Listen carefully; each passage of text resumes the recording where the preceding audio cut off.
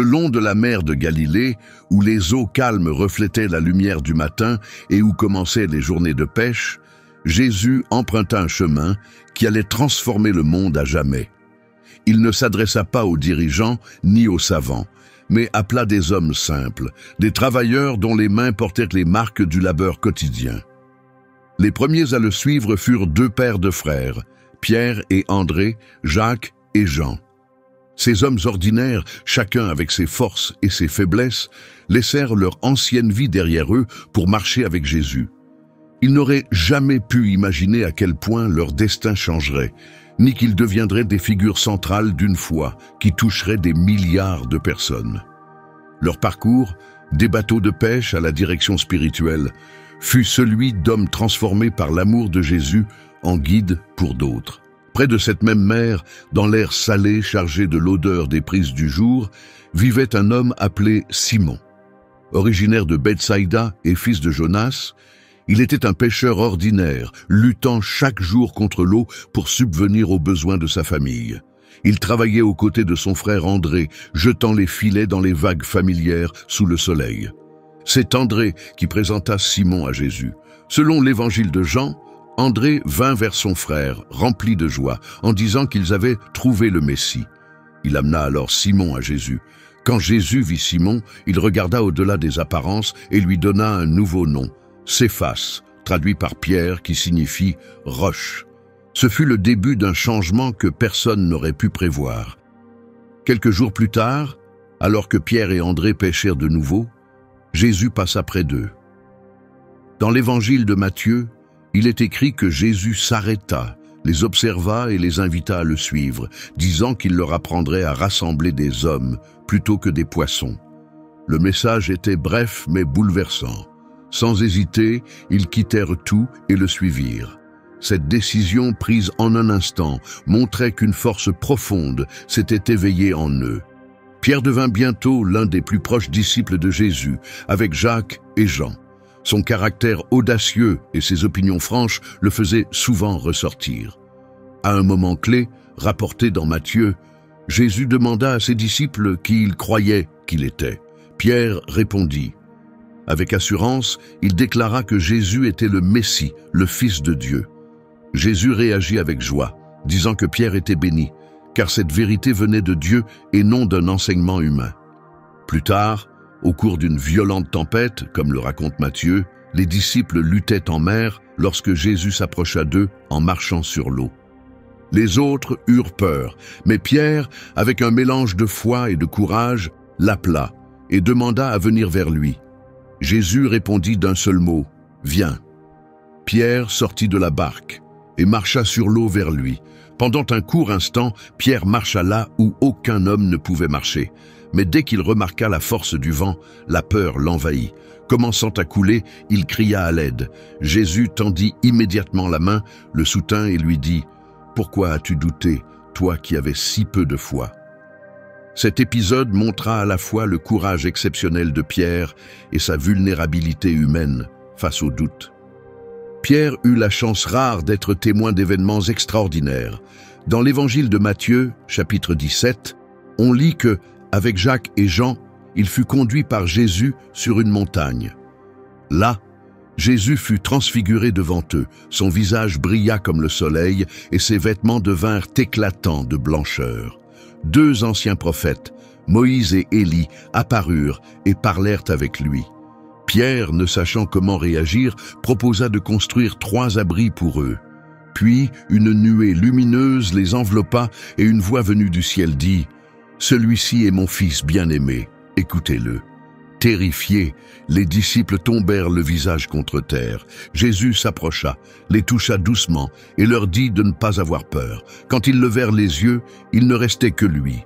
Dans un autre moment, rapporté dans Marc chapitre 5, Pierre, Jacques et Jean furent choisis pour accompagner Jésus à la maison de Jaïrus, un chef de synagogue dont la fille venait de mourir.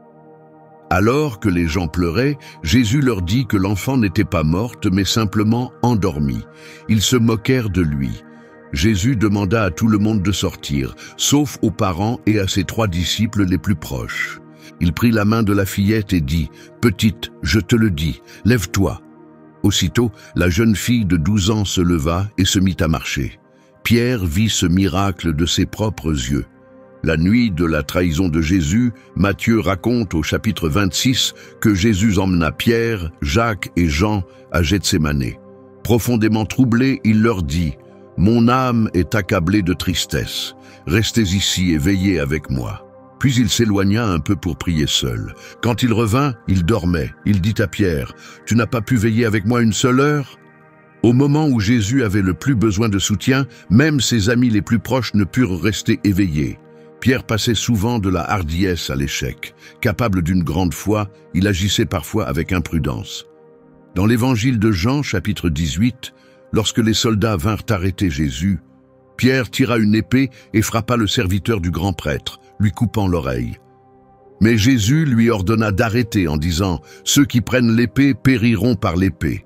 Puis il toucha le serviteur et guérit sa blessure. Quelques heures plus tard, Pierre allait commettre son erreur la plus douloureuse. Dans Matthieu chapitre 26, on lit qu'après l'arrestation de Jésus, Pierre le suivit de loin et entra dans la cour du grand prêtre. En se réchauffant près du feu, une servante le reconnut et affirma qu'il avait été avec Jésus. Pierre le nia devant tous, disant qu'elle se trompait. « Je ne comprends pas de quoi tu parles. » Peu après, un autre serviteur le remarqua et dit aux personnes présentes « Cet homme était avec Jésus de Nazareth. » Pierre le nia encore, cette fois en jurant que ce n'était pas vrai. « Je ne sais même pas de qui vous parlez. » Environ 1 heure plus tard, quelques personnes présentes s'approchèrent et dirent « Tu es sûrement l'un d'eux. Ta façon de parler te trahit. » Alors Pierre se mit à jurer et affirma « Je ne connais pas cet homme. » À ce moment précis, un coq chanta. Pierre se rappela soudain ce que Jésus lui avait annoncé. « Avant que le coq chante, tu m'auras renié 3 fois. » Il sortit et se mit à pleurer amèrement. La douleur qu'il ressentit fut immense. Plus tard, dans l'évangile de Jean, chapitre 21, après la résurrection de Jésus, celui-ci apparut aux disciples au bord de la mer de Galilée. Alors qu'ils partageaient un repas sur la plage, Jésus se tourna vers Pierre et lui demanda 3 fois « Simon, fils de Jean, m'aimes-tu » À chaque question, Pierre eut la possibilité de réparer ses reniements. Brisé de tristesse, il répondit « Oui Seigneur, tu sais que je t'aime ». Chaque fois, Jésus lui donna une mission « Nourris mes agneaux, prends soin de mes brebis, nourris mes brebis ». Jésus ne fit pas que pardonner Pierre, il lui confia la responsabilité de guider les autres, montrant que les erreurs n'effacent pas notre valeur aux yeux de Dieu. Après l'ascension de Jésus, Pierre devint le guide évident des premiers croyants.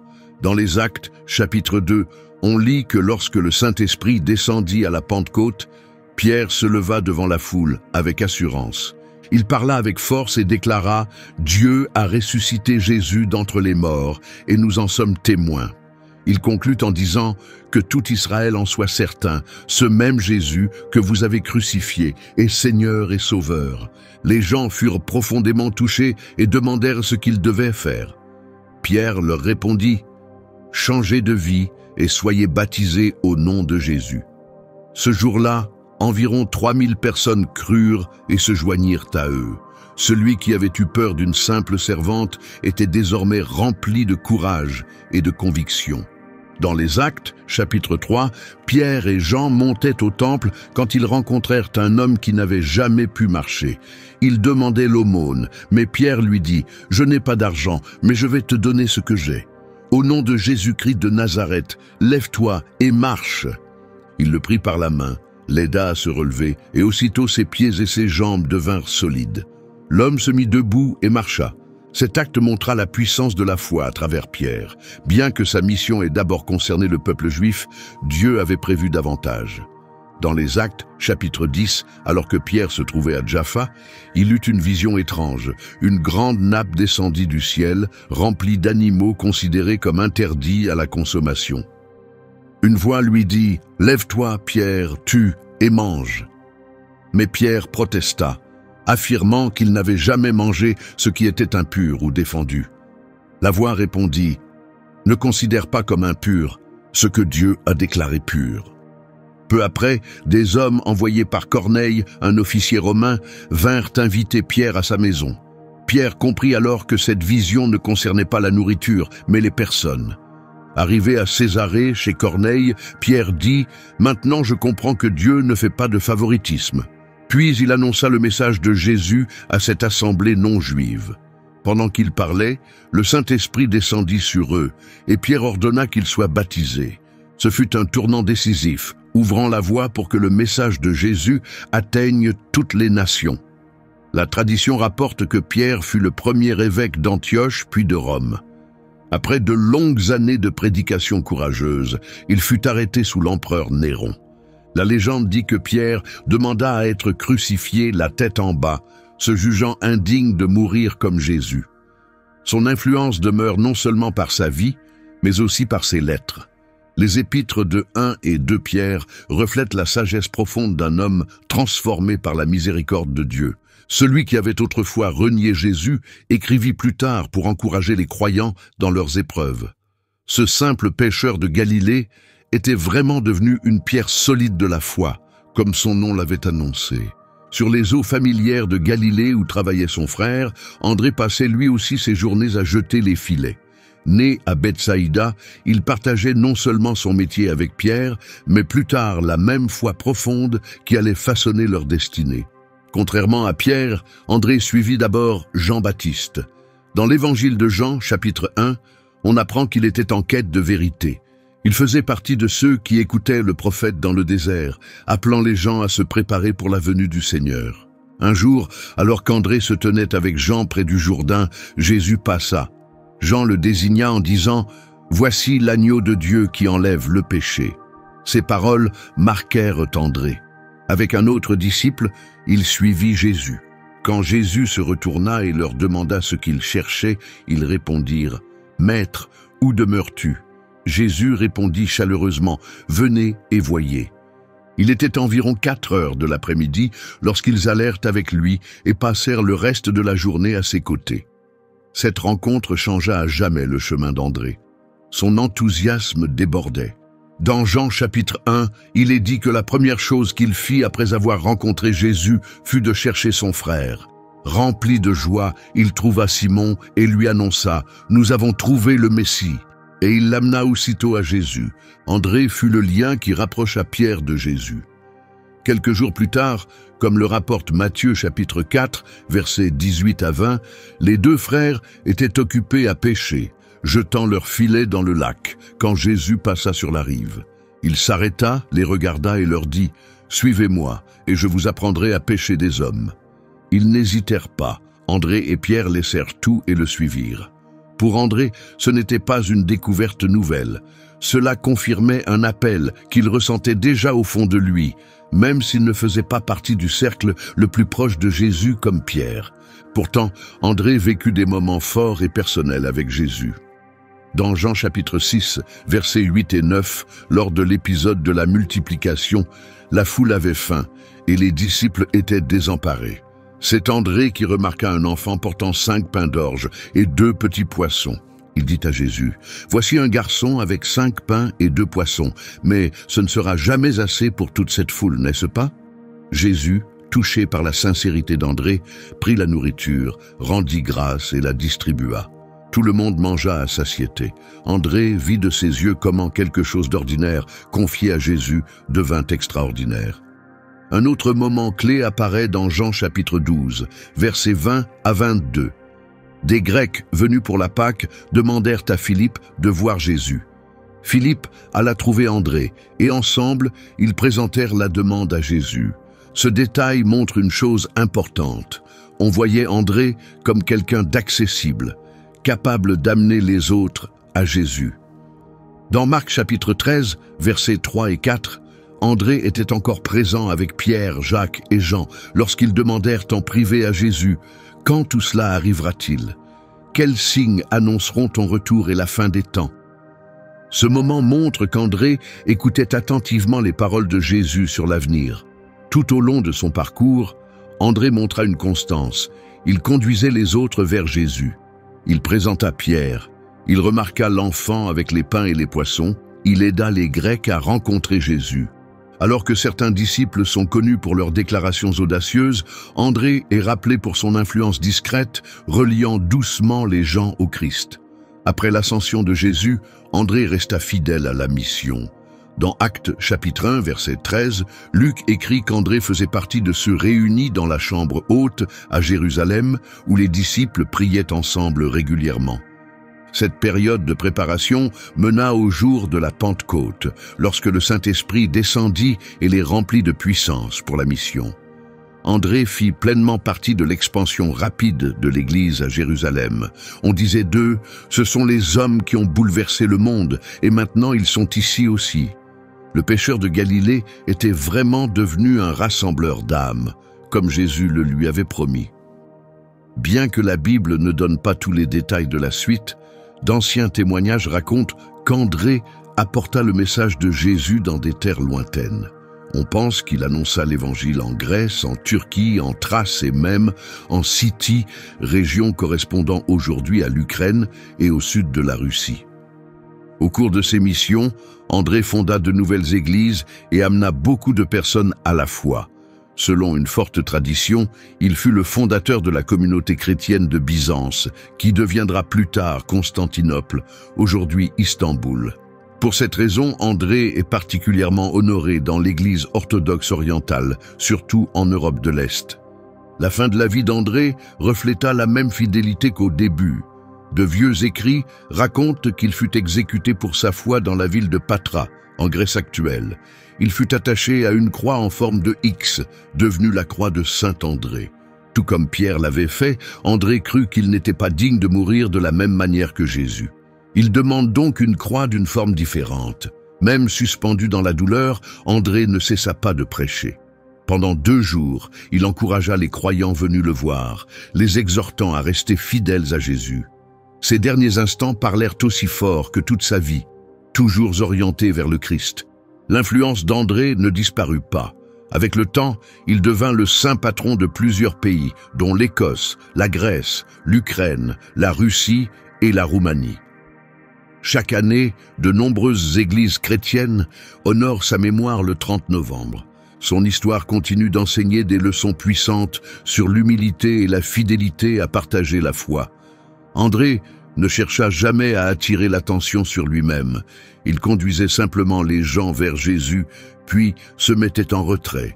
Sa force tranquille inspire encore aujourd'hui ceux qui travaillent dans l'ombre, guidant les autres vers le Christ sans chercher les applaudissements. Loin des villes et des palais, sous la lumière chaude de la Méditerranée, un autre pêcheur vivait dans un village côtier de la mer de Galilée. Il s'appelait Jacques, fils de Zébédée et de Salomé, et il était le frère aîné de Jean. Leur entreprise familiale prospérait assez pour employer d'autres hommes. Chaque jour, Jacques et Jean travaillaient avec leur père, jetant et réparant les filets.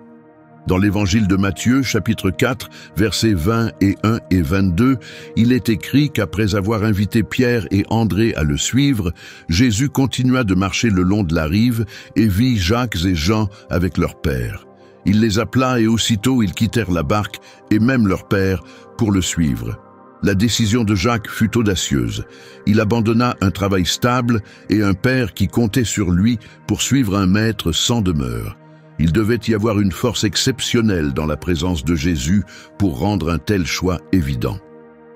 Avec le temps, le caractère de Jacques devint plus clair.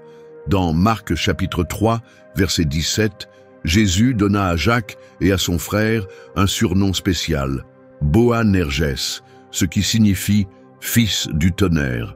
Ce n'était pas un nom choisi au hasard. Les 2 frères étaient connus pour leur tempérament fort et leur réaction rapide, qui s'exprimait parfois avec passion.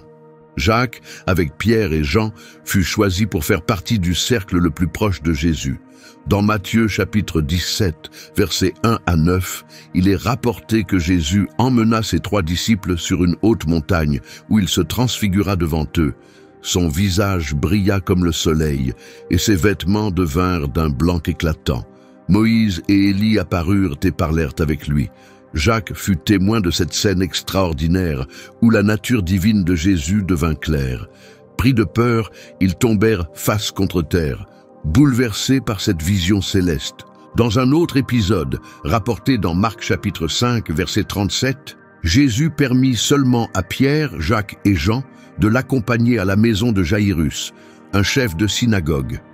Là, Jacques vit un miracle bouleversant. Jésus prit la main de la fille de Jaïrus et dit « Petite fille, je te le dis, lève-toi » et elle revint à la vie. Jacques fut témoin direct de cette puissance. La nuit où Jésus fut trahi, Jacques fut encore l'un des rares à rester proche. Dans Matthieu chapitre 26, versets 36 et 37, Jésus emmena Pierre, Jacques et Jean plus loin dans le jardin de Gethsémane et leur demanda de rester éveillés et de prier avec lui dans son angoisse profonde. Le caractère fougueux de Jacques apparaît aussi dans Luc chapitre 9, versets 51 à 56, quand un village samaritain refusa d'accueillir Jésus.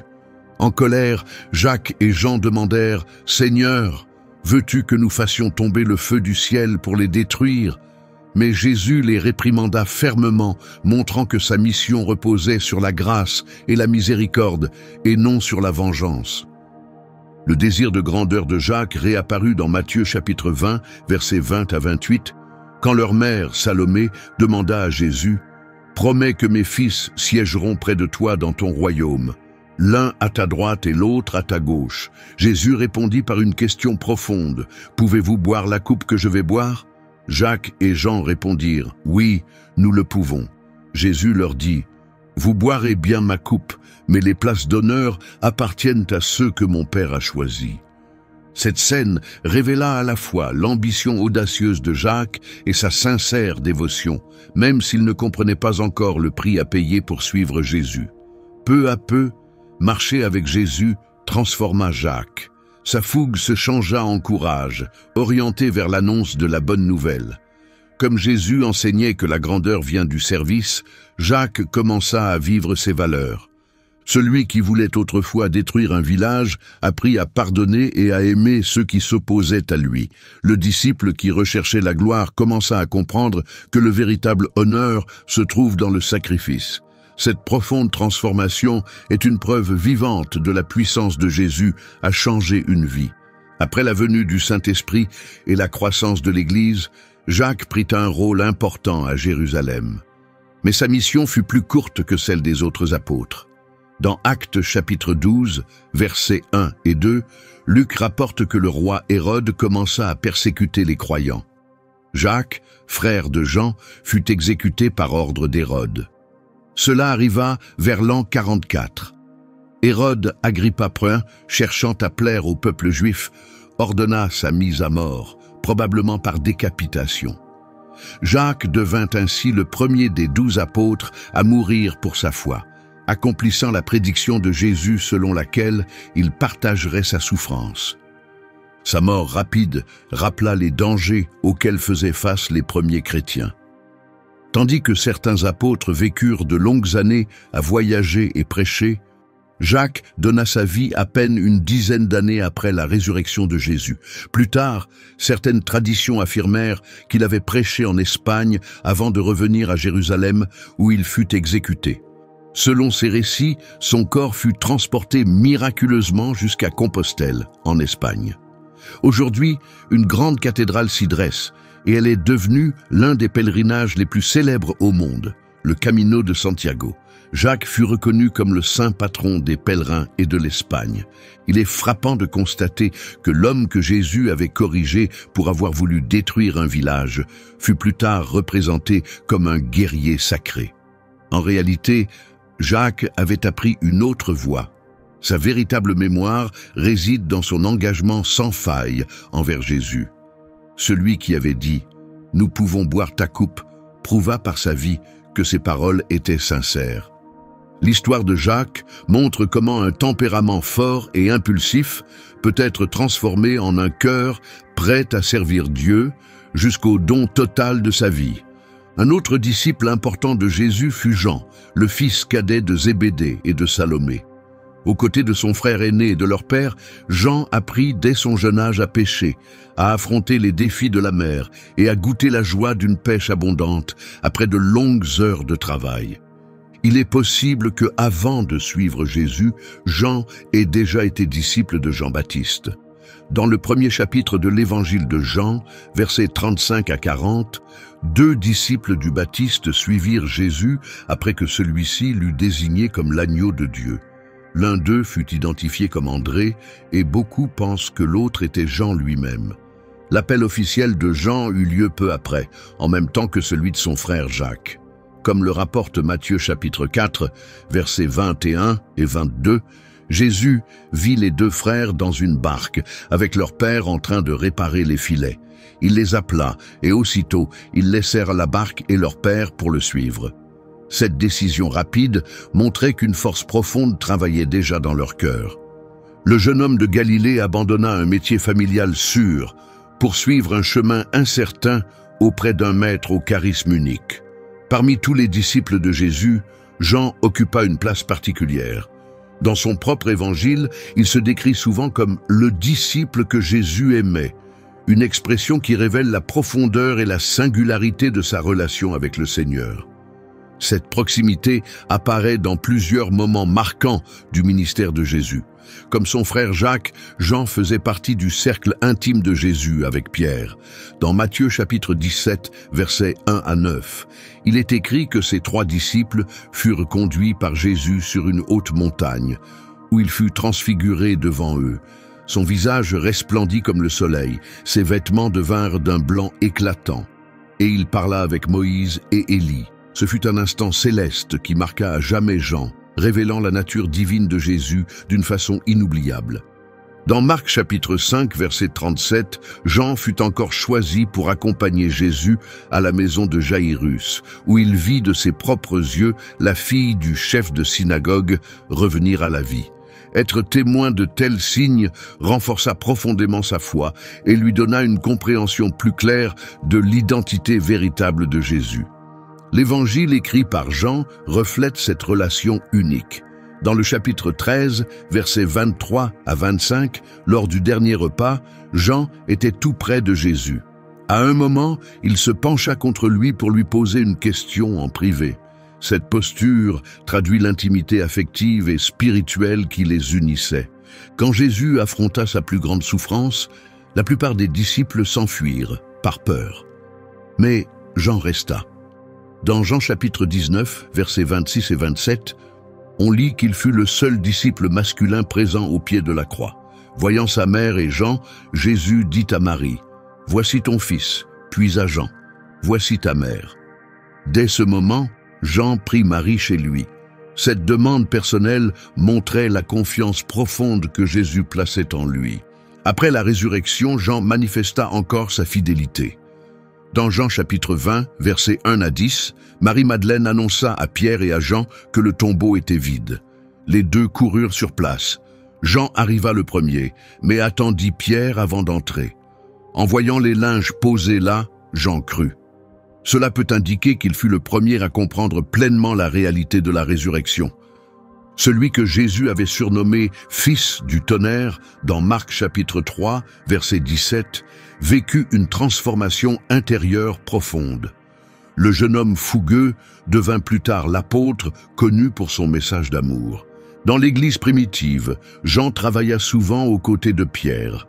Dans Actes chapitre 3 et 4, versets 1 à 22, ils montèrent ensemble au temple, où Pierre guérit un homme paralysé. Jean fut témoin du miracle, de la réaction de la foule et de leur défense courageuse devant les chefs religieux. Plus loin, dans Actes chapitre 8, versets 14 à 17, Jean accompagna Pierre en Samarie pour vérifier les nouvelles conversions. Dans Galates chapitre 2, verset 9, Paul décrit Jean comme l'une des colonnes de l'Église, aux côtés de Pierre et de Jacques, le frère du Seigneur. Cela montre le respect qu'il inspirait et son rôle de leader pour préserver et transmettre l'enseignement de Jésus. Selon les premières traditions chrétiennes, Jean s'installa ensuite à Éphèse, où il devint une voix essentielle pour les églises d'Asie mineure. Son ministère visait à aider les croyants à mieux comprendre qui était vraiment Jésus et comment son amour pouvait transformer une vie. Celui qui avait un jour reposé sur la poitrine de Jésus conduisait désormais d'innombrables personnes à vivre la même intimité avec le Sauveur. Contrairement à Jacques, premier des apôtres à mourir pour sa foi, Jean vécut jusqu'à un âge avancé. La tradition dit qu'il fut le seul à ne pas mourir martyr, bien qu'il ait connu la persécution. Dans Apocalypse chapitre 1 verset 9, Jean écrit qu'il avait été exilé sur l'île de Patmos à cause de son attachement à la parole de Dieu et de son témoignage en faveur de Jésus. On pense que cela arriva sous l'empereur Domitien alors que Jean était déjà âgé. Sur Patmos, il reçut les visions puissantes et symboliques qui composent le livre de l'Apocalypse, le dernier livre du Nouveau Testament. La tradition chrétienne attribue à Jean 5 écrits, l'Évangile, 3 lettres et l'Apocalypse. Ces textes reflètent un penseur profond, ayant longuement médité sur la vie et le message du Christ. Dans son Évangile, Jésus est présenté comme la parole éternelle faite chair. Dans ses lettres, l'amour est mis au centre de la vie chrétienne. Dans l'Apocalypse, Jean transmet la vision du triomphe final du Christ. Les thèmes récurrents, lumière, vérité, vie et surtout amour, révèlent combien Jean avait été transformé. Le pécheur fougueux devint un père spirituel sage dont les mots célèbres « Petits enfants, aimez-vous les uns les autres » résonnèrent bien après sa mort. Selon la tradition, Jean vécut jusqu'à l'an 100 environ et mourut à Éphèse sous l'empereur Trajan. Le garçon qui avait travaillé sur les eaux de Galilée vécut assez longtemps pour voir l'Évangile se répandre dans l'Empire romain et l'Église affronter ses premières grandes persécutions. Jean est encore appelé l'apôtre de l'amour. Dans 1 Jean chapitre 4, verset 8, il écrivit « Celui qui n'aime pas ne connaît pas Dieu, car Dieu est amour. » Parmi tous les disciples, Jean fut peut-être celui qui comprit le mieux le cœur de Jésus. Le Dieu qui s'est approché de nous au point de laisser son ami reposer sur sa poitrine et qui invite chacun à trouver ce même repos en lui. Après Jean, le prochain disciple appelé fut Philippe, le 5e à rejoindre Jésus après André, Pierre, Jacques et Jean. Originaire de Bethsaïda, un petit village de pêcheurs au bord de la mer de Galilée, la même ville que Pierre et André, il fut trouvé directement par Jésus. Dans Jean chapitre 1 verset 43, il est écrit « Le lendemain, Jésus décida de se rendre en Galilée. Il trouva Philippe et lui dit « Suis-moi ». L'appel de Jésus à Philippe fut bref et clair, mais il marqua le début d'un tout nouveau chemin pour ce jeune homme. Contrairement à beaucoup d'autres disciples, Philippe portait un nom grec, ce qui laisse penser qu'il avait grandi dans un environnement influencé par la culture grecque. Ce contexte allait plus tard jouer un rôle important dans sa capacité à entrer en contact avec des personnes d'horizons différents. Philippe n'hésita pas quand Jésus l'appela. Sa réponse fut immédiate et enthousiaste. Dans Jean chapitre 1, versets 45 et 46, on lit qu'après avoir rencontré Jésus, Philippe alla trouver son ami Nathanaël, également appelé Barthélemy, pour lui annoncer la bonne nouvelle. Nous avons trouvé celui dont Moïse a parlé dans la loi et dont les prophètes ont écrit, Jésus de Nazareth, fils de Joseph. Nathanaël resta sceptique et répondit avec doute. Nazareth, peut-il sortir quelque chose de bon de Nazareth? Mais Philippe ne chercha pas à discuter ni à expliquer. Il lança une simple invitation, « Viens et vois ». C'est ainsi que se résuma l'approche de Philippe, inviter les autres à rencontrer Jésus en personne. Il ne tentait pas de convaincre par de longs arguments, mais ouvrait simplement la porte pour que chacun fasse l'expérience du Christ par lui-même. Philippe apparut à plusieurs moments clés du ministère de Jésus, révélant à chaque fois un peu plus de sa personnalité et de sa croissance spirituelle. Dans Jean chapitre 6, versets 5 à 7, alors qu'une foule immense suivait Jésus, celui-ci se tourna vers Philippe et demanda « Où pourrions-nous acheter du pain pour que tous puissent manger ?» L'Évangile précise que Jésus posait cette question pour le mettre à l'épreuve.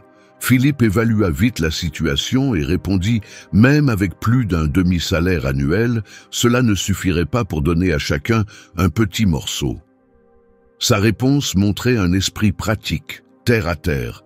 Il raisonnait en fonction de ce qui semblait possible, sans encore réaliser ce que Jésus pouvait accomplir avec très peu.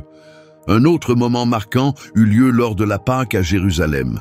Dans Jean chapitre 12, versets 20 à 22, des Grecs venus en pèlerinage voulurent voir Jésus.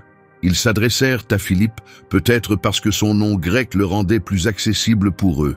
Philippe alla trouver André et ensemble, ils présentèrent la demande à Jésus. Cette scène montre que Philippe jouait naturellement un rôle de lien, reliant des personnes de cultures différentes au Christ. Mais le moment le plus révélateur pour Philippe eut lieu au dernier repas. Dans Jean chapitre 14, versets 8 et 9, après que Jésus eut parlé de sa relation avec le Père, Philippe fit une demande sincère. « Seigneur, montre-nous le Père et cela nous suffit. » Jésus répondit avec tendresse mais aussi fermeté. « Celui qui m'a vu a vu le Père. Comment peux-tu dire « Montre-nous le Père » ?» En cet instant, Jésus révéla une vérité profonde, qu'il reflétait pleinement la nature et la présence de Dieu. Ce fut un tournant pour Philippe, montrant à la fois son désir profond de connaître Dieu et le chemin qu'il lui restait à parcourir. Après l'ascension de Jésus, Philippe resta fidèle à la mission reçue. Dans Actes chapitre 1, verset 13, Luc le mentionne parmi les disciples réunis dans la chambre haute à Jérusalem, priant ensemble et attendant le don du Saint-Esprit. Il était présent le jour de la Pentecôte, lorsque l'Esprit descendit et les remplit de puissance pour la mission mondiale. La Bible ne donne pas de détails sur la suite de sa vie, mais les traditions anciennes affirment qu'il apporta l'Évangile dans des terres lointaines. On pense qu'il prêcha en Phrygie, dans l'actuelle Turquie, et aussi en Scythie. Finalement, il s'installa à Hiérapolis, en Phrygie, où il exerça son ministère aux côtés de l'apôtre Jean et de son ami Barthélemy, celui-là même qu'il avait invité à rencontrer Jésus dès le début. Les traditions de l'Église racontent que Philippe fut martyrisé à Hiérapolis vers l'an 80, sous l'empereur Domitien. Certains disent qu'il fut crucifié la tête en bas, comme Pierre. D'autres qu'il fut lapidé pour avoir dénoncé une divinité païenne locale. Quelle qu'en soit la cause, Philippe donna sa vie pour l'Évangile, fidèle jusqu'au bout. Un détail fascinant vient d'auteurs anciens comme Papias et Eusèbe, qui mentionnent que Philippe avait des filles reconnues comme prophétesses chrétiennes. Elles poursuivirent son œuvre spirituelle et transmirent son héritage de foi. Dans de nombreuses traditions chrétiennes, Philippe est commémoré le 3 mai. Dans l'art religieux, on le représente souvent tenant une croix et des pains, rappelant son rôle lors du miracle où Jésus nourrit la foule. Mais l'impact le plus durable de Philippe tient peut-être dans une phrase toute simple qu'il prononça « Viens et vois ». Cette invitation adressée à Nathanaël résonne encore aujourd'hui. Elle résume le cœur de la foi chrétienne, ne pas seulement entendre parler de Jésus, mais le rencontrer personnellement. Un autre des 12 apôtres fut Barthélemy. Son histoire commence par un petit mystère. Dans les évangiles de Matthieu, Marc et Luc, on lit le nom de Barthélemy, mais dans l'évangile de Jean, ce nom n'apparaît pas. À la place, Jean parle d'un homme appelé Nathanaël. La plupart des spécialistes pensent qu'il s'agit du même disciple. Barthélemy serait alors un nom de famille, tandis que Nathanaël était son prénom. Le nom Barthélemy vient de l'araméen et signifie « fils de Talmaï », ce qui suggère qu'il s'agissait d'un surnom plus que d'un prénom. Dans Jean chapitre 21, verset 2, on apprend que Nathanaël était originaire de Cana en Galilée, la ville même où Jésus accomplit son premier miracle en changeant l'eau en vin. Comme les autres disciples, il était probablement un homme simple de la région. Sa rencontre avec Jésus se fit grâce à son ami Philippe. Dans Jean chapitre 1, versets 45 à 51, on lit qu'après avoir rencontré Jésus, Philippe courut annoncer à Nathanaël « Nous avons trouvé celui dont Moïse a parlé dans la loi et dont les prophètes ont écrit, Jésus de Nazareth, fils de Joseph. » La première réaction de Nathanaël fut marquée par le doute. Il demanda « Nazareth ? Peut-il sortir quelque chose de bon de Nazareth ?» C'était un sentiment courant à l'époque. Nazareth était un petit village insignifiant, absent des prophéties et peu considéré. Mais Philippe ne chercha pas à convaincre. Il dit seulement « Viens et vois ». Et cela suffit. Lorsque Nathanaël s'approcha, Jésus dit en le voyant « Voici un véritable Israélite, un homme sincère, sans duplicité ». Cette déclaration montrait que Jésus connaissait déjà le cœur de Nathanaël, un homme vrai sans arrière-pensée. Surpris, Nathanaël demanda « D'où me connais-tu » Jésus répondit avec des paroles qui étonnèrent encore davantage Nathanaël. « Je t'ai vu quand tu étais encore sous le figuier, avant même que Philippe ne te parle. » Ce moment, décrit au verset 48, laissait entendre que Jésus l'avait observé dans un temps intime, peut-être en prière ou en méditation, quelque chose qu'aucun homme n'aurait pu savoir. Cette révélation toucha Nathanaël profondément. En une seule révélation surnaturelle, tout changea. L'homme qui doutait quelques instants plus tôt fit alors l'une des plus fortes déclarations de foi des évangiles. Au verset 49, Nathanaël dit « Maître, tu es le Fils de Dieu, tu es le roi d'Israël. » Par ces mots, il reconnut à la fois l'identité divine de Jésus et son rôle de Messie attendu. Jésus répondit par une promesse pleine de sens. Au verset 50 et 51, il dit « Tu crois parce que je t'ai dit que je t'ai vu sous le figuier, mais tu verras des choses bien plus grandes encore. En vérité, vous verrez le ciel ouvert et les anges de Dieu monter et descendre sur le Fils de l'homme. » Cette image faisait référence au songe de l'échelle de Jacob dans Genèse 28. En utilisant cette vision, Jésus révéla qu'il était le véritable pont entre le ciel et la terre, bien au-delà de ce que Nathanaël avait imaginé. Après cette rencontre bouleversante, Barthélemy, considéré comme étant le même homme que Nathanaël, figure parmi les 12 apôtres dans Matthieu 10:3, Marc 3, verset 18 et Luc 6, verset 14. Bien que les évangiles ne donnent pas beaucoup de détails sur ses actions, nous savons qu'il était là, marchant avec Jésus, écoutant ses enseignements et voyant ses miracles. Nathanaël réapparaît dans Jean chapitre 21, versets 1 à 14, après la résurrection de Jésus. Certains disciples, dont lui, étaient retournés à la pêche sur la mer de Galilée. Ils ne reconnurent pas tout de suite l'homme sur le rivage, mais après une pêche miraculeuse, Jean s'écria « C'est le Seigneur !» Nathanaël était présent et vit de ses yeux le Christ ressuscité. Dans les Actes, chapitres 1 à 13, le nom de Barthélemy n'apparaît pas, mais il faisait partie du groupe réuni dans la chambre haute après l'ascension de Jésus. Il participa au choix de Matthias pour remplacer Judas, et il était là le jour de la Pentecôte, lorsque le Saint-Esprit descendit et donna aux disciples le courage de proclamer Jésus avec assurance. Après la Pentecôte, la Bible ne donne plus de détails sur Barthélemy, mais les traditions chrétiennes anciennes disent qu'il continua sa mission dans des contrées lointaines. Différentes sources l'associent à l'Inde, à l'Éthiopie au sud de l'Arabie et surtout à l'Arménie. Son lien avec l'Arménie est particulièrement fort. Il est honoré comme l'un des fondateurs de l'Église arménienne, l'une des plus anciennes communautés chrétiennes du monde. On raconte aussi qu'il travailla avec Philippe en Phrygie et à Hiérapolis, gardant vivante l'amitié née dès le premier jour, lorsque Philippe l'avait invité à venir voir Jésus. Selon la tradition, Barthélemy mourut en martyr. On croit qu'il fut exécuté soit en Arménie, soit dans l'Albanie caucasienne voisine. Le récit le plus courant dit qu'il fut écorché vif, puis crucifié ou décapité sur ordre d'un gouverneur furieux du grand nombre de conversions au christianisme. En raison de la cruauté de sa mort, Barthélemy est souvent représenté dans l'art chrétien avec un couteau, l'instrument de son supplice, et parfois même portant sa propre peau. Plus tard, certains écrits apocryphes, comme l'évangile de Barthélemy, lui furent attribués, mais les spécialistes ne les considèrent pas comme authentiques. Sa mémoire est honorée le 24 août dans de nombreuses traditions chrétiennes.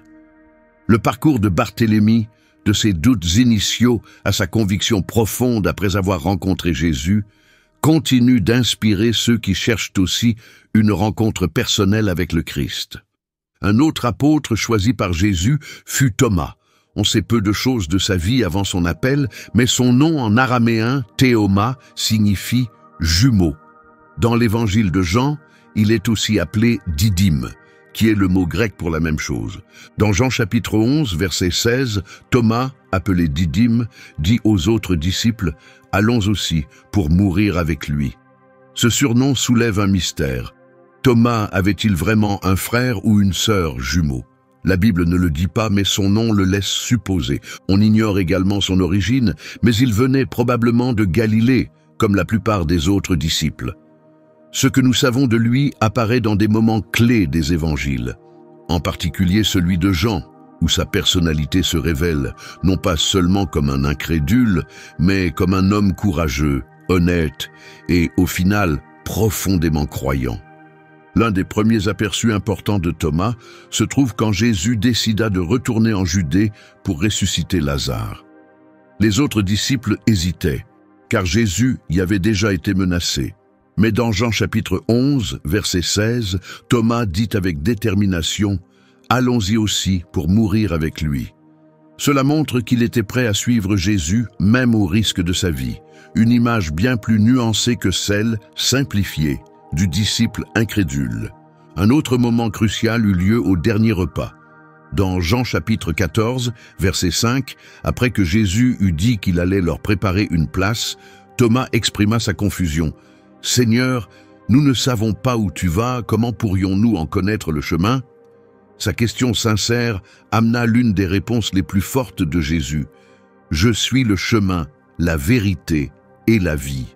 Nul ne vient au Père, sinon par moi. » Mais la scène la plus connue concernant Thomas arriva après la résurrection. Dans Jean chapitre 20, verset 24, on lit qu'il n'était pas présent quand Jésus apparut d'abord aux disciples. Lorsqu'ils lui dirent qu'ils avaient vu le Seigneur, Thomas répondit « Si je ne vois pas la marque des clous dans ses mains, si je ne mets pas mon doigt dans la plaie de son côté, je ne croirai pas. » 8 jours plus tard, Jésus revint, cette fois avec Thomas présent. Dans Jean chapitre 20, verset 27, Jésus s'adressa directement à lui. « Mets ton doigt ici et regarde mes mains. Avance ta main et mets-la dans mon côté. Ne sois pas incrédule, mais crois. » On ne sait pas si Thomas toucha réellement les plaies comme il l'avait dit. Mais ce qui compte, c'est sa réaction immédiate et puissante. Il déclara « Mon Seigneur et mon Dieu ». C'est l'une des plus grandes professions de foi du Nouveau Testament. Jésus lui répondit « Tu crois parce que tu m'as vu. Heureux ceux qui n'ont pas vu et qui ont cru. » Ce n'était pas une critique sévère, mais un message d'espérance pour tous les croyants à venir, ceux qui n'auraient jamais vu le Christ ressuscité, mais qui croiraient néanmoins. Jean mentionne encore Thomas au chapitre 21, quand il est au bord de la mer de Galilée, avec les autres disciples lors d'une apparition du Christ ressuscité. C'était le jour de la pêche miraculeuse et du rétablissement personnel de Pierre. Après la Pentecôte, comme raconté dans Actes chapitre 2, Thomas fit partie de l'Église naissante et de la mission mondiale. Même si la Bible ne donne pas de détails sur son ministère, les traditions chrétiennes anciennes disent qu'il voyagea plus loin que tous les autres apôtres. On croit qu'il prêcha en partie l'actuel nord-est de l'Iran, puis en Perse et en Inde. Le lien entre Thomas et l'Inde est particulièrement fort et bien attesté. On dit qu'il atteignit la côte sud-ouest de l'Inde, dans l'actuel Kerala, vers l'an 52. Là, il fonda plusieurs communautés chrétiennes. La tradition parle de 7 églises et baptisa beaucoup de personnes, y compris des familles nobles. Une légende raconte même qu'il baptisa les mages, les sages venus voir Jésus après sa naissance. Bien que cette histoire ne puisse être prouvée, elle montre l'importance de son souvenir pour les chrétiens indiens. La vie de Thomas se termina violemment. Selon la tradition, il mourut en martyr près de Milapore, aujourd'hui Chennai, sur la côte est de l'Inde, vers l'an 72. On dit qu'il fut tué par des lances, sur ordre d'un dirigeant local irrité par le grand nombre de conversions, y compris dans sa propre famille. L'impact le plus durable de Thomas se voit dans la communauté qui porte son nom, les chrétiens de Saint Thomas en Inde. Ce groupe fait remonter ses origines directement à son œuvre missionnaire et reste l'une des plus anciennes communautés chrétiennes du monde. Ces croyants existaient bien avant l'arrivée des missionnaires européens en Asie. Aujourd'hui encore, de nombreuses églises honorent la vie et le témoignage de Thomas le 3 juillet.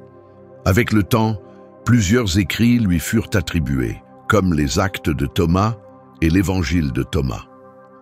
Bien que ces textes ne soient pas considérés comme authentiques, ils montrent combien son héritage continua à inspirer les générations suivantes. Parmi tous les disciples, Thomas est souvent vu comme celui qui représente le mieux le passage du doute à la vraie foi. Son histoire montre que poser des questions n'est pas une faiblesse, c'est parfois le chemin même vers une croyance plus profonde. En réalité, c'est sa demande de preuve qui mena à l'une des plus belles déclarations sur l'identité de Jésus, « Mon Seigneur et mon Dieu ». Un autre disciple important fut Matthieu, aussi appelé Lévi. Avant de devenir apôtre, il exerçait un métier méprisé dans la société juive du 1er siècle. Dans Marc chapitre 2, verset 14, il est présenté comme Lévi, fils d'Alphée, assis à son bureau de collecteur d'impôts à Capernaum. Dans son propre évangile, Matthieu chapitre 9, verset 9, il raconte qu'il se trouvait à son poste de péage lorsque Jésus s'approcha. Être collecteur d'impôts ou publicain signifiait travailler pour le gouvernement romain afin de percevoir l'argent auprès de ses compatriotes. Les collecteurs avaient une réputation de corruption car beaucoup exigeaient plus que le montant dû et gardaient la différence pour eux.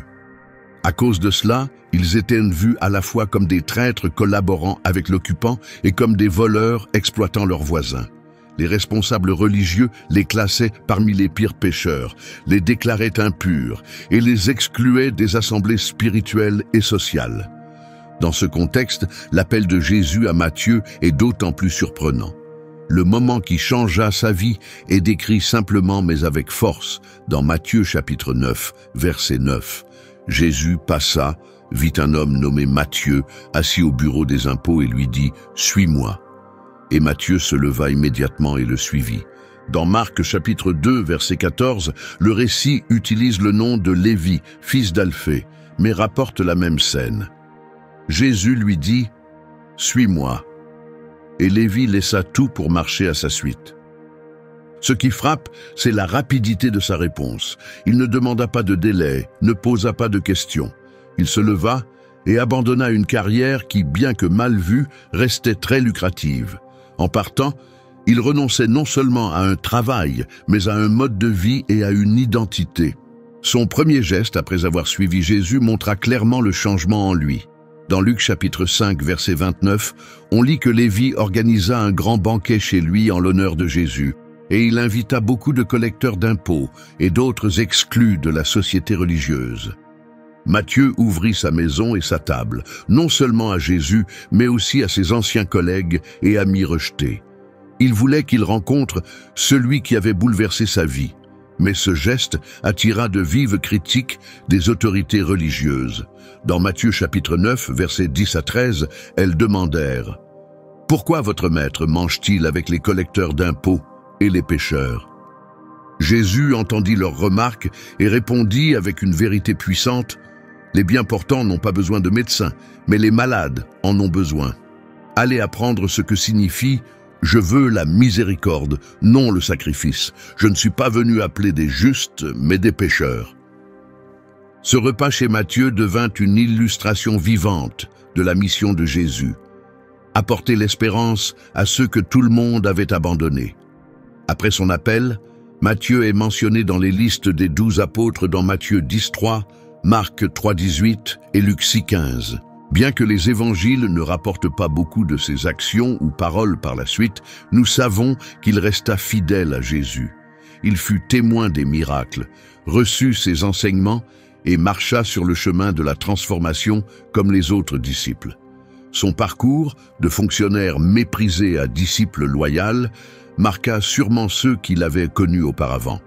Son ancien métier lui avait donné des compétences utiles. Il savait lire, écrire, gérer les chiffres et garder des registres précis, Quand Jésus l'appela, Matthieu ne pouvait imaginer que ses talents serviraient plus tard à une mission beaucoup plus grande. Après la résurrection et l'ascension de Jésus, Matthieu resta fidèle à son appel. Dans Actes 1, verset 13, il est mentionné parmi les disciples réunis dans la chambre haute, priant ensemble et attendant le Saint-Esprit promis. Le jour de la Pentecôte, il reçut l'Esprit comme les autres et fut fortifié pour annoncer la bonne nouvelle. L'impact le plus grand que Matthieu laissa à l'Église et aux générations suivantes fut sans doute l'écriture de l'Évangile qui porte son nom. Dès les premiers siècles, les chrétiens crurent que Matthieu était l'auteur du premier livre du Nouveau Testament. Son récit, destiné principalement aux Juifs, montrait que Jésus accomplissait les promesses des Écritures. Le livre s'ouvre en retraçant la généalogie de Jésus jusqu'à Abraham, soulignant son droit légal au trône de David. Tout au long de l'Évangile, Matthieu cite fréquemment les prophètes avec des phrases comme « Cela arriva afin que s'accomplisse ce qui avait été annoncé ».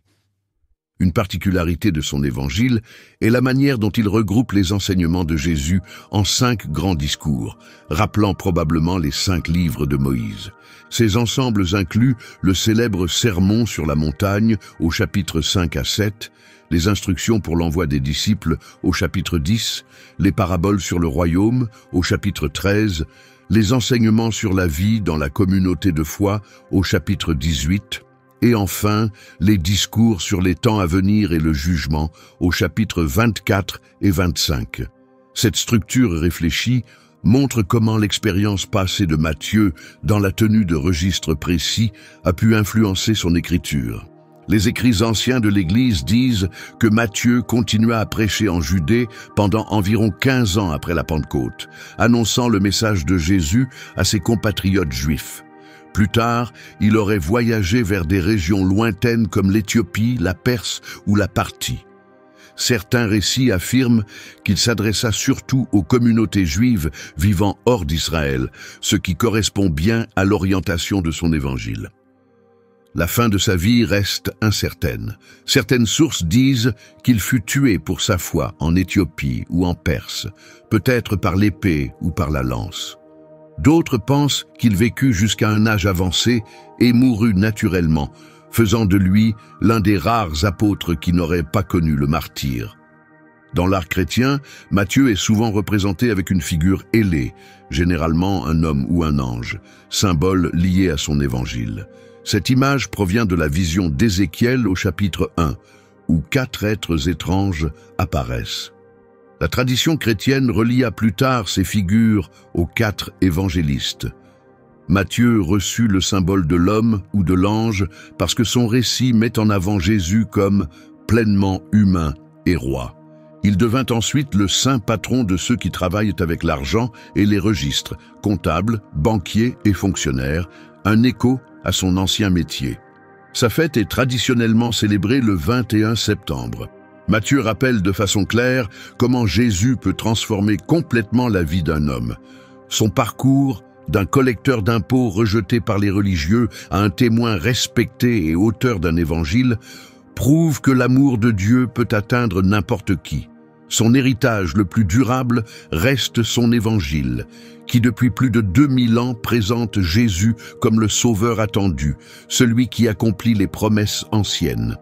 Autrefois percepteur d'impôts pour l'Empire romain, Matthieu conduit désormais les lecteurs à honorer le vrai roi, Jésus, ressuscité d'entre les morts, qu'il avait appelé loin de son bureau de douane. À Capernaum, nous découvrons Jacques, fils d'Alphée, un autre des 12 disciples de Jésus. La Bible nous donne très peu d'informations personnelles sur lui. Son nom figure dans les listes des apôtres en Matthieu 10.3, Marc 3.18, Luc 6.15 et encore dans Actes 1.13 après l'ascension de Jésus.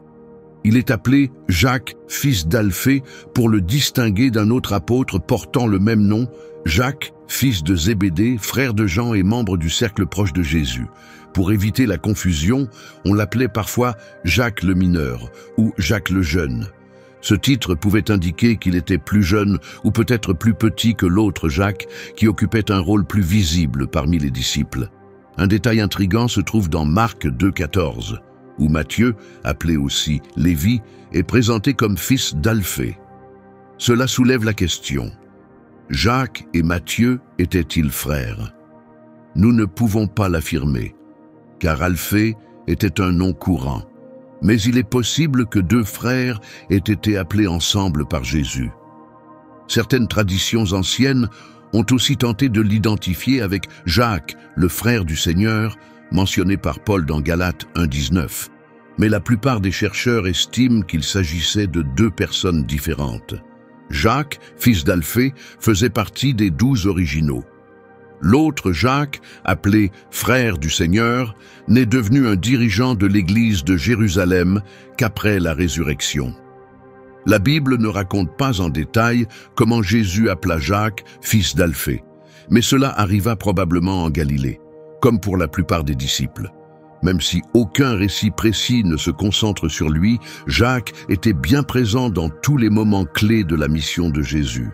Dans les listes, il apparaît dans le deuxième groupe de 4, pas dans le cercle intime comme Pierre, Jacques fils de Zébédée et Jean, mais pas non plus tout à la fin. Cela montre qu'il n'était pas l'un des plus influents, mais qu'il restait respecté et digne de confiance. Bien qu'il ne soit pas mentionné dans des scènes marquantes, Jacques vit les mêmes miracles que les autres. Il vit Jésus calmer la tempête, nourrir des foules immenses avec quelques pains, guérir les malades et relever les morts. Il entendit les paraboles, le sermon sur la montagne et les enseignements privés donnés seulement aux 12. Après la résurrection, Jacques fut témoin du Christ vivant. Dans 1 Corinthiens 15, 5-7, Paul écrit que Jésus apparut à Jacques avant de se montrer aux autres apôtres. Il était aussi présent lors de l'Ascension, un moment inoubliable qui renforça certainement sa foi et son engagement. Après le retour de Jésus au ciel, Jacques resta à Jérusalem avec les autres disciples.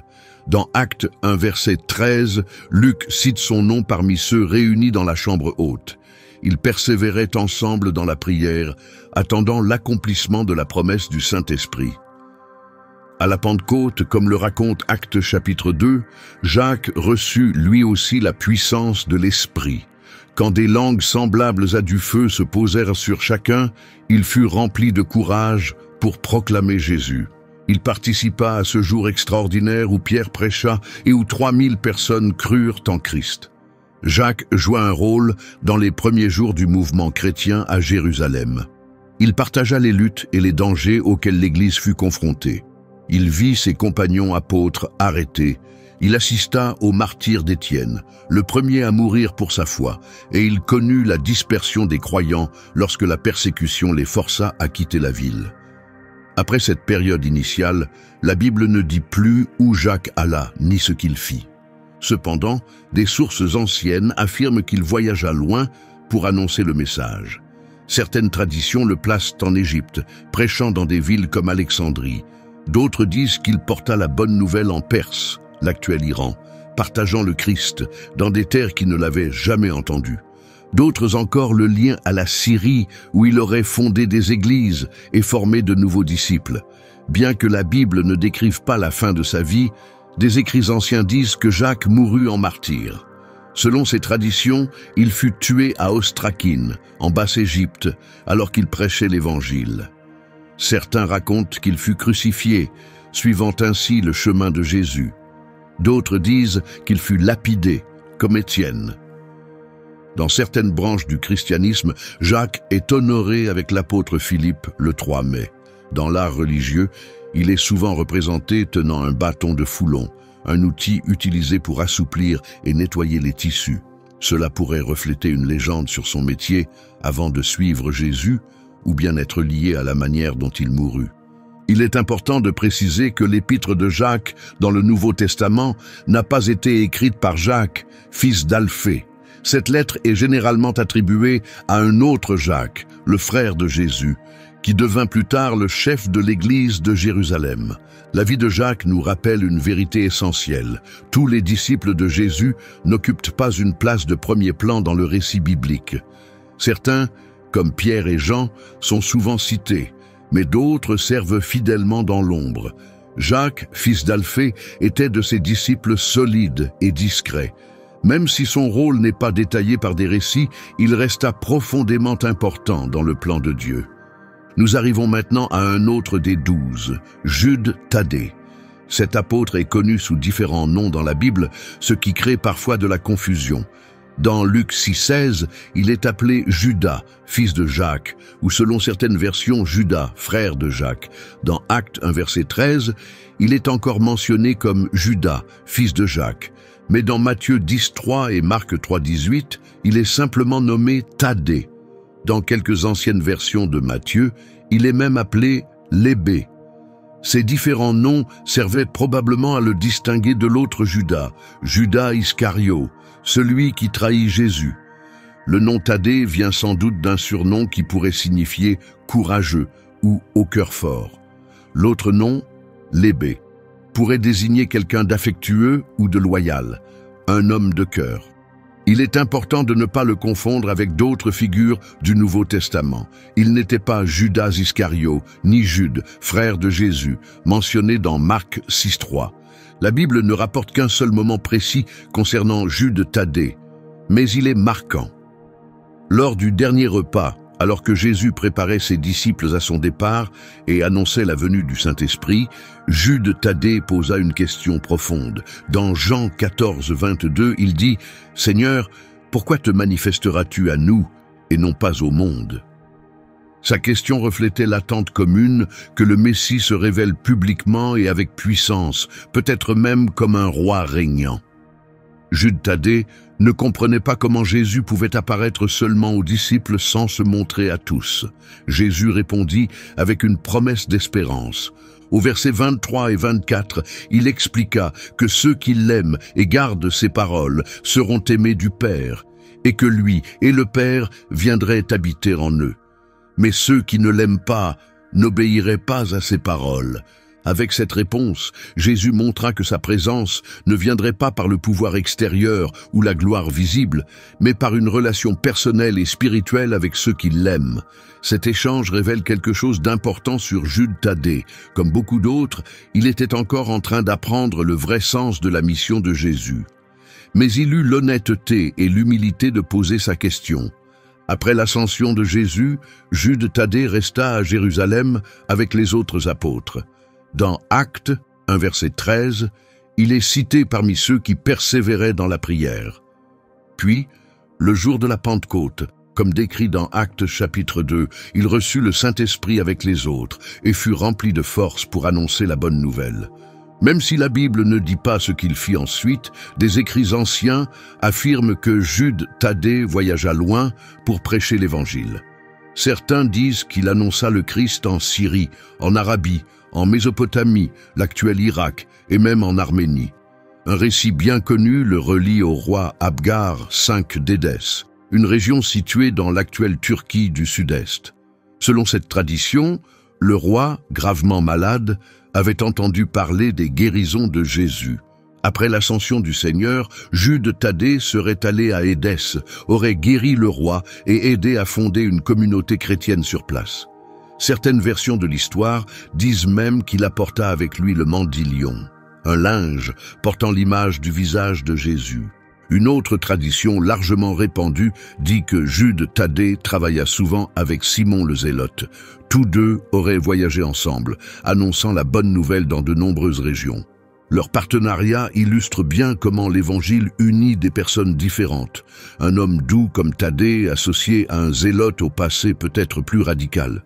Selon les récits chrétiens anciens, Jude Thaddée fut finalement mis à mort pour sa foi en même temps que Simon le Zélote.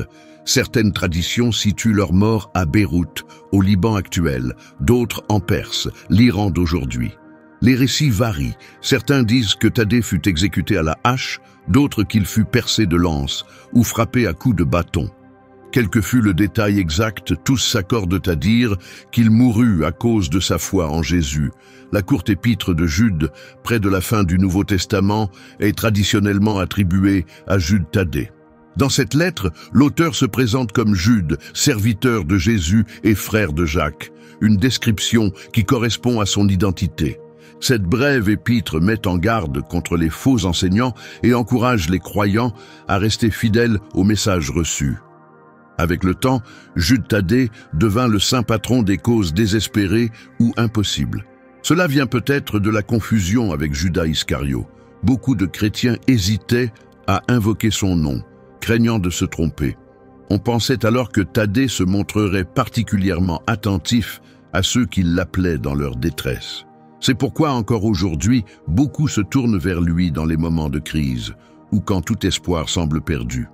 Dans l'art chrétien, Jude Thaddée est souvent représenté portant une image de Jésus sur sa poitrine, symbole du mandilion. Il est aussi parfois montré avec les instruments de son martyre, comme une massue ou une hache. Jude Thaddée est honoré avec Simon le Zélote le 28 octobre dans plusieurs traditions chrétiennes. En Arménie, où la tradition dit qu'il prêcha, se trouve le célèbre monastère de Saint Thaddée, aussi appelé monastère de Karakilis. C'est l'un des plus anciens sites chrétiens de la région, aujourd'hui inscrit au patrimoine mondial de l'UNESCO. Il demeure un témoignage vivant de l'impact de Jude Thaddée sur le christianisme au Moyen-Orient. Nous arrivons maintenant à un autre disciple nommé Simon. Dans les évangiles, ce Simon reçoit un titre particulier pour le distinguer de Simon-Pierre. Dans Luc 6,15 et Actes 1,13, il est appelé Simon le Zélote. Dans Matthieu 10,4 et Marc 3,18, il apparaît comme Simon le Cananéen. Il ne s'agit pas de deux noms différents, mais du même titre exprimé dans des langues différentes. Le mot grec « zélote » et l'araméen « kananaios » signifient tous deux « zélé » ou « passionné ». Cela n'a aucun rapport avec l'ancienne région de Canaan. Le sens exact de ce titre est discuté depuis des siècles. Les spécialistes proposent généralement 3 explications possibles. La première est que Simon aurait appartenu au mouvement des Zélotes, un groupe politique du 1er siècle en Judée qui résistait farouchement à la domination romaine. Ces nationalistes étaient connus pour leur méthode militante et considéraient que payer l'impôt à Rome était une offense contre Dieu. La deuxième théorie dit que ce titre faisait simplement référence à son caractère personnel. Simon aurait pu être un homme de grande passion et de conviction, sans pour autant appartenir à un mouvement politique. Enfin, certains pensent que ce nom faisait allusion à des liens passés avec un groupe religieux très strict, marqué par sa ferveur et sa fidélité à la loi juive. Quoi qu'il en soit, ce titre nous éclaire sur son caractère ou son passé, le distinguant des autres apôtres. Les évangiles ne mentionnent Simon le Zélote dans aucun événement particulier en dehors des listes des 12. On ne sait pas comment Jésus l'appela, ni quelles paroles ou actions il prononça. On suppose que, comme la plupart des disciples, il fut invité à suivre Jésus en Galilée. Si Simon avait vraiment appartenu à un mouvement révolutionnaire, son choix de suivre Jésus représentait un immense changement. Les Zélotes voulaient chasser les Romains par la force, mais Jésus prêchait le pardon, la miséricorde et la paix, jusqu'à aimer ses ennemis et tendre l'autre joue. Pour un homme qui avait pu croire à la violence contre Rome, entendre Jésus dire « Rendez à César ce qui est à César » devait être un message difficile à accepter. Un contraste frappant apparaît au sein du groupe des disciples, Simon et Matthieu. Si Simon rejetait Rome, il devait mépriser ceux qui travaillaient pour elle. Et Matthieu avait été collecteur d'impôts pour l'Empire. Normalement, ils auraient été des ennemis jurés. Mais Jésus les rassembla dans le même cercle. Ce contraste puissant montre que son message dépassait toutes les barrières politiques et sociales. Il unit des hommes qui, autrement, n'auraient jamais marché côte à côte. Simon vit les mêmes choses que les autres disciples, les miracles, les signes et les enseignements qui changeaient leur vision du royaume de Dieu. Il vit Jésus nourrir des foules avec quelques pains, calmer la tempête d'un mot, guérir des malades et ressusciter les morts. Il entendit les paraboles et les leçons données aux 12. Peu à peu, Simon passa de l'attente d'un changement terrestre à la compréhension de la mission spirituelle de Jésus. Après l'ascension de Jésus, Simon resta à Jérusalem avec les autres apôtres. Dans Actes 1, verset 13, il est cité parmi ceux qui priaient dans la chambre haute. Puis, dans Actes 2, le jour de la Pentecôte, il reçut le Saint-Esprit. Par cette puissance, il annonça courageusement la bonne nouvelle, comme les autres. Même si la Bible ne raconte pas la suite de son ministère, de vieilles traditions disent qu'il voyagea loin pour répandre l'Évangile. Certains affirment qu'il partit en Égypte et en Afrique du Nord, formant de nouvelles églises. D'autres le lient à la Perse et à Babylone, les actuels Irak et Iran. Certaines légendes britanniques affirment même qu'il aurait atteint les îles britanniques, mais sans preuve solide. Ce qui est sûr, c'est que Simon voyagea loin, portant le message de Jésus bien au-delà de sa terre natale. Beaucoup de récits disent aussi qu'il travailla étroitement avec Jude Thaddée. Ensemble, ils formèrent une équipe missionnaire qui annonça l'Évangile dans de nouvelles régions. Ce duo surprenant, un homme peut-être ancien révolutionnaire et un autre connu pour sa douceur, illustre comment l'Évangile réunit des personnalités très différentes dans une même mission. Si Simon avait autrefois cru à la révolte, sa vie ultérieure comme prédicateur de paix et de pardon est profondément ironique. Celui qui pouvait soutenir la lutte armée finit par porter un message d'amour pour les ennemis et de guérison pour tous. Les récits anciens disent qu'il mourut en martyr avec Jude Thaddée, alors qu'ils prêchaient ensemble en Perse. Les traditions divergent. Certains disent qu'il fut scié en deux, d'autres qu'il fut crucifié. Pour cette raison, l'art chrétien le représente souvent avec une scie, symbole de son martyre. Simon et Jude Thaddée sont honorés ensemble le 28 octobre dans de nombreuses traditions chrétiennes, en mémoire de leur mission commune et de leur mort pour la foi. L'histoire de Simon montre comment Jésus rassembla des personnes très différentes.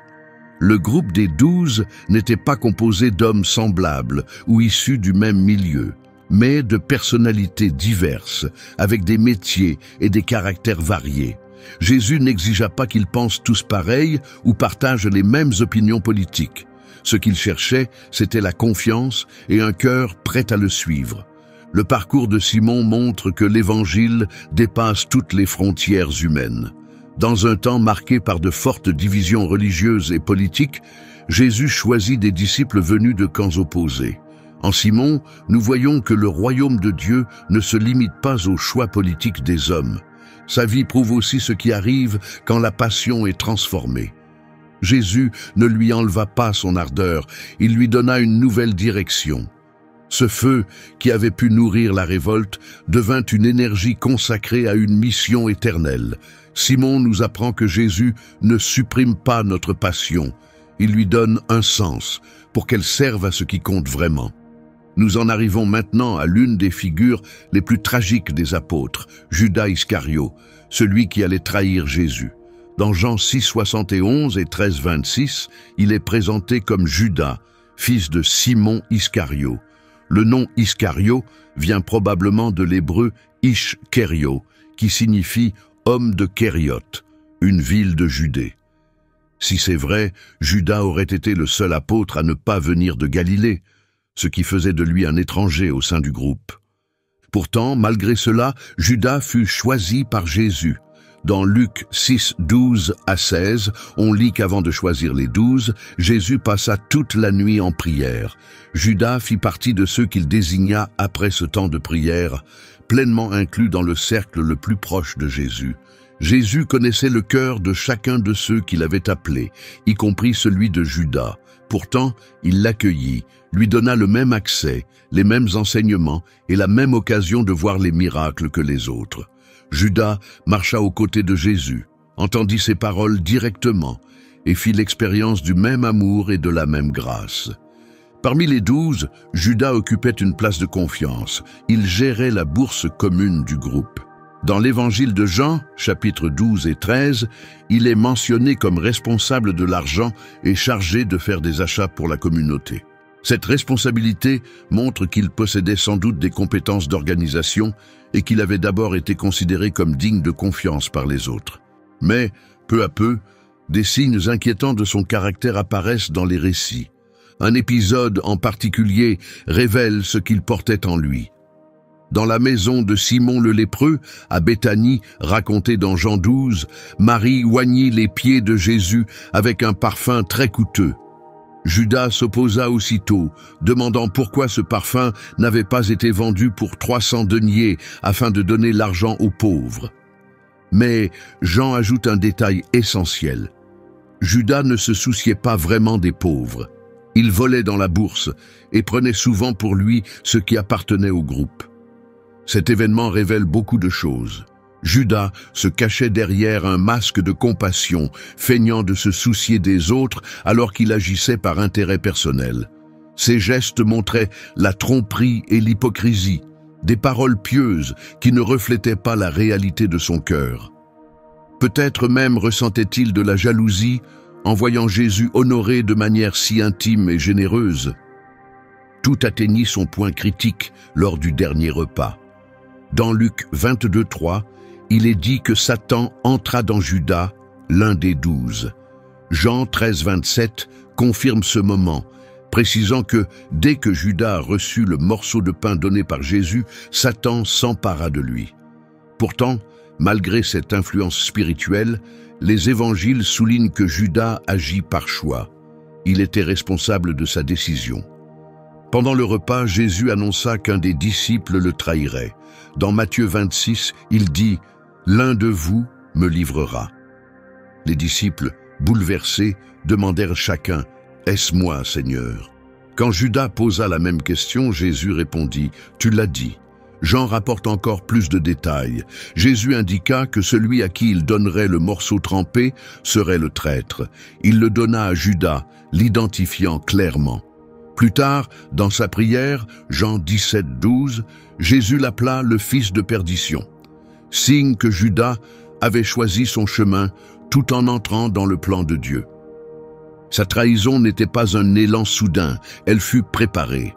Dans Matthieu 26, 14-16, Judas alla voir les chefs religieux et leur demanda ce qu'ils lui donneraient en échange de Jésus.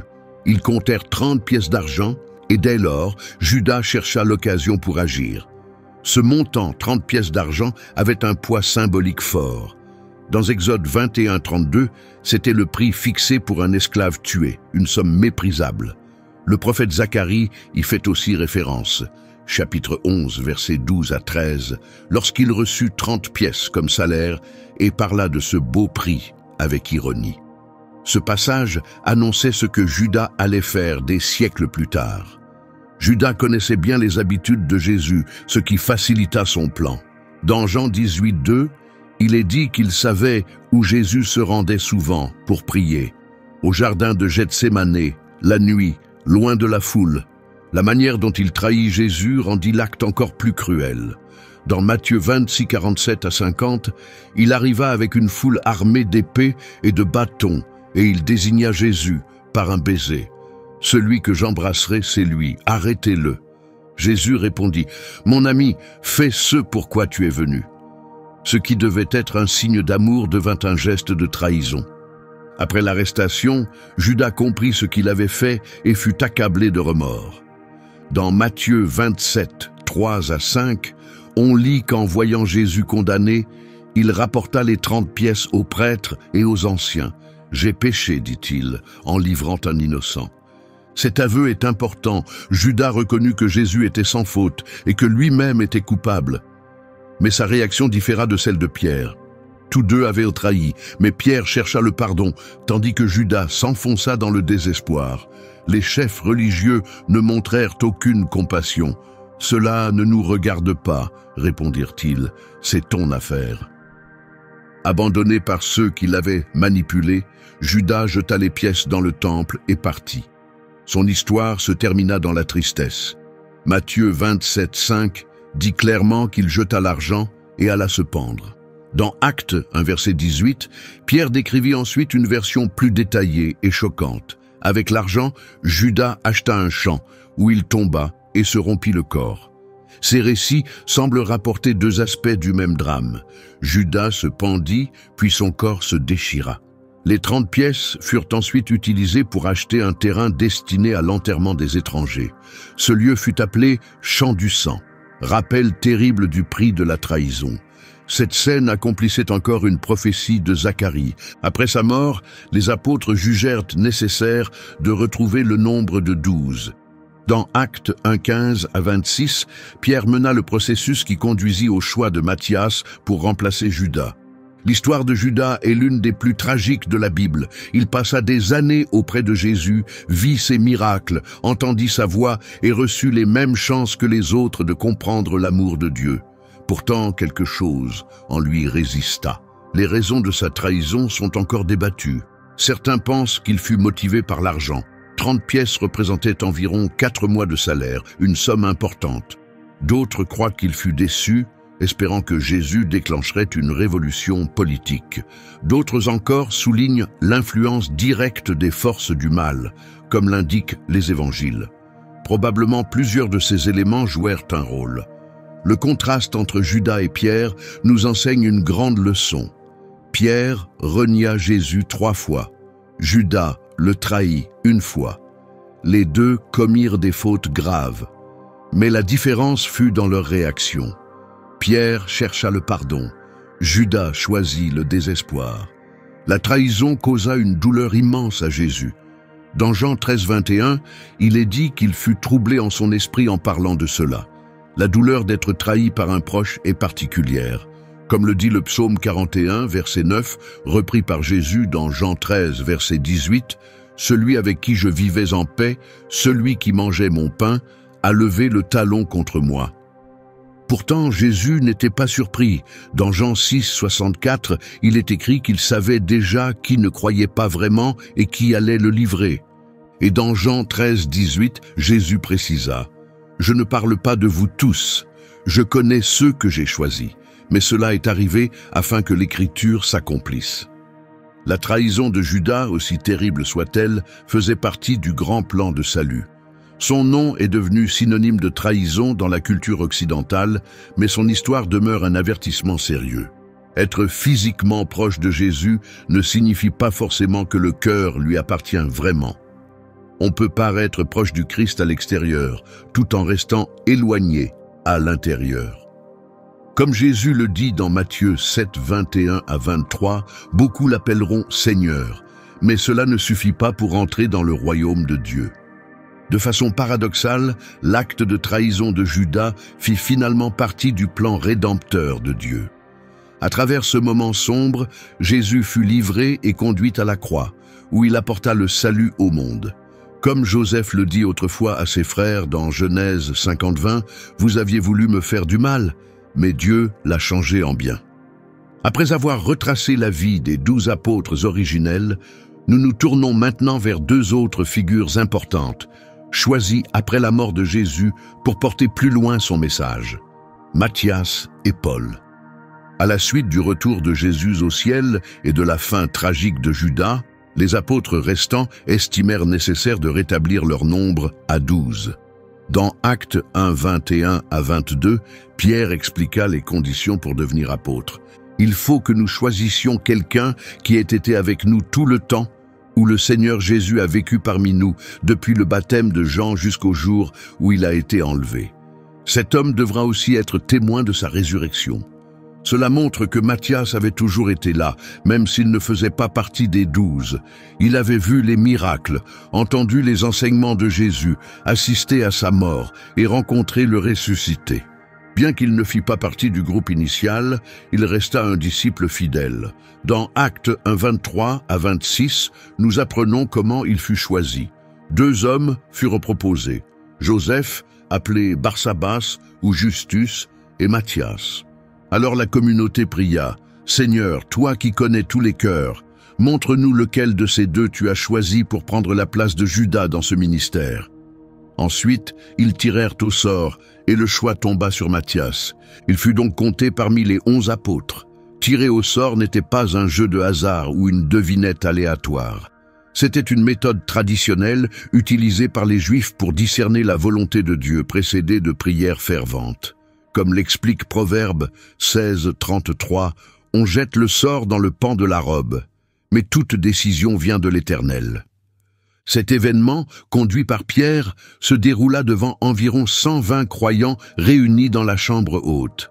Avec Matthias, le groupe retrouva son nombre de 12, symbole des 12 tribus d'Israël et de la plénitude du peuple renouvelé de Dieu.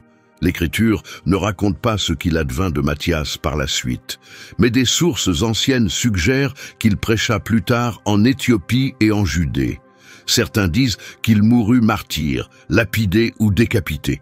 Même s'il disparaît du récit biblique, son histoire rappelle que beaucoup des serviteurs les plus fidèles de Dieu agissent dans l'ombre, connus au ciel même si l'histoire les oublie. Tandis que Matthias complétait le groupe des 12, Dieu préparait aussi l'appel d'un homme totalement inattendu, de manière spectaculaire. Cet homme était Saul de Tarse, plus tard appelé Paul. Au départ, Paul était un ennemi farouche des chrétiens.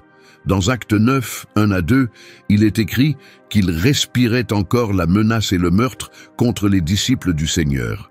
Il se rendit auprès du grand prêtre pour obtenir des lettres adressées aux synagogues de Damas, afin d'arrêter les hommes et les femmes qui suivaient la voie et de les ramener enchaînés à Jérusalem.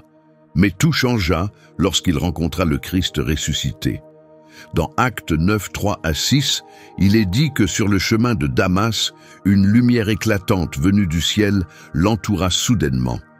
Tombant à terre, il entendit une voix qui l'appelait « Saul, Saul, pourquoi me persécutes-tu » Il répondit « Qui es-tu, Seigneur » La voix répliqua « Je suis Jésus, celui que tu persécutes. Lève-toi maintenant, entre dans la ville, et l'on te dira ce que tu dois faire. » Ce moment changea Saul à jamais. L'homme qui traquait les chrétiens devint leur plus ardent défenseur. Celui qui voulait faire taire l'Évangile en devint la voix la plus forte. Jésus lui-même appela Paul à annoncer la bonne nouvelle au monde non-juif, au-delà d'Israël et dans tout l'Empire romain. Dans 1 Corinthiens 15, 8-9, Paul se décrit comme « né hors du temps ». Et le moindre des apôtres, reconnaissant qu'il ne méritait pas ce titre puisqu'il avait persécuté l'Église. Pourtant, il ajoute « C'est par la grâce de Dieu que je suis ce que je suis ». La mission de Paul prit forme à travers 3 grands voyages, racontés dans le livre des Actes. Au cours de ces déplacements, il fonda des communautés chrétiennes en Asie mineure et en Grèce.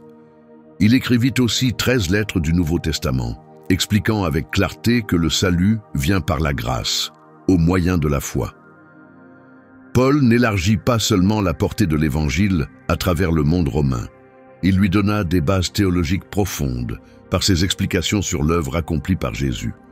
Selon la tradition, Paul fut exécuté à Rome, probablement décapité sous les persécutions brutales de l'empereur Néron. Même s'il ne faisait pas partie des 12 premiers, il est reconnu comme apôtre, car il fut directement choisi par le Christ ressuscité et joua un rôle essentiel dans l'Église primitive.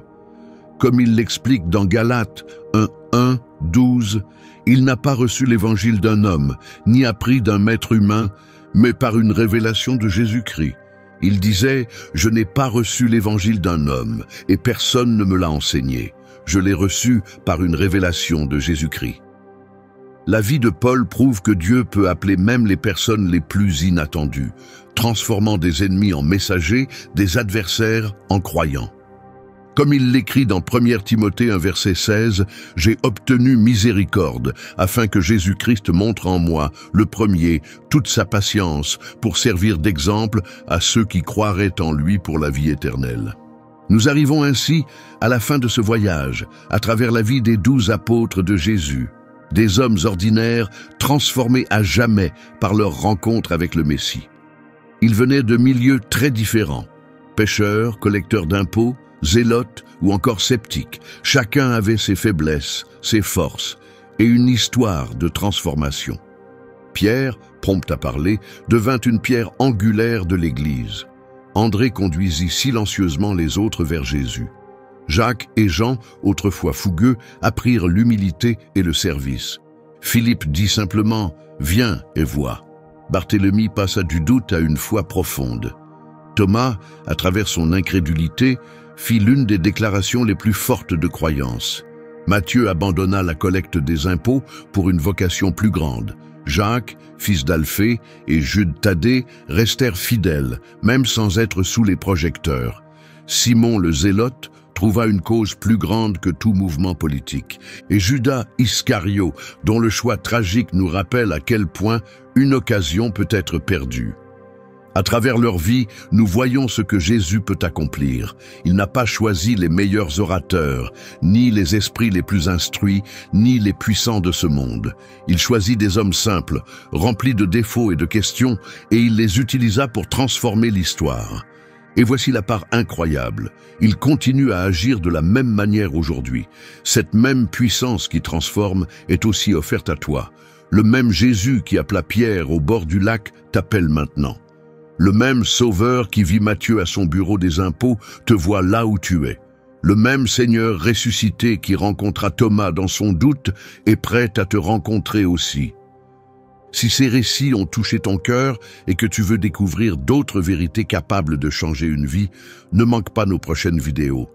Abonne-toi à la chaîne et active la cloche pour être averti des nouvelles publications.